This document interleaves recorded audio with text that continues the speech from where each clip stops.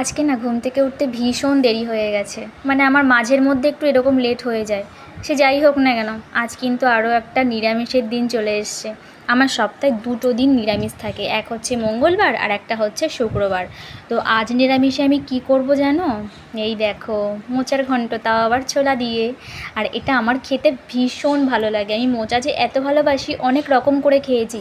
মাছের মাথা দিয়ে খেয়েছি, শুধু নিরামিষ করে খেয়েছি, কিন্তু ছোলা দিয়ে কখনো খাইনি।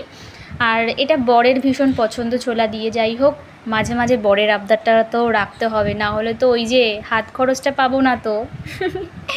যাই হোক, দেখো না, আমার কিন্তু সব কিছু কেটে ধুয়ে একদম বেছে নিয়েছি, আর ছোলা আর তোমার হচ্ছে মোচা একসঙ্গে কিন্তু সিটি দিতে বসিয়ে দিয়েছি।